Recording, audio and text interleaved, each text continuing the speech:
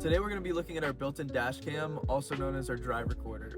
So taking a look at our iDrive system here, we want to click on our apps, and then in apps, we want to make sure we're under all apps. Under all apps, we're going to scroll down to this red box here called drive recorder. We're going to click on that.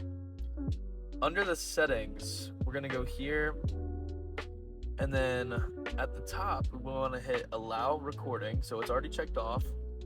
We're gonna check off manual vehicle, accident, and really we just want to check off everything. Under the tabs here, we want to make sure that we scroll all the way to the bottom and pick the highest option. This is gonna record for 30 seconds before and after an accident occurs. That way you're gonna get that footage when it's triggered. Your theft alarm is gonna go off for 20 seconds before and after. Some vehicles, it could be 40 seconds, just depends on what model you're driving. We're gonna check off everything, and then for the camera selection, you want to come in here and make sure you got all. This is gonna make sure it records all angles of the vehicle. Front would just record the front, so we just want to make sure it's all. And then the export, you also want to turn your also export raw data on. This way you can export the footage to your My BMW app, your phone, send it off to insurance if need be. But you should be all set up here. So now I'm going to show you how to take a recording if you wanted to just record a video at any time.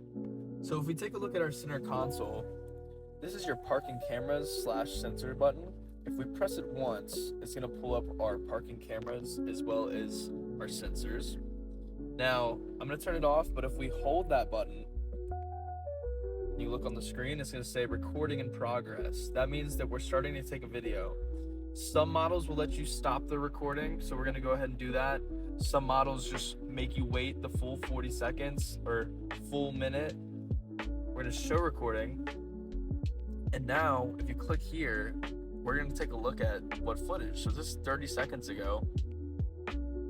And you can click through the angles here. This layout here might look different depending on what model you're in.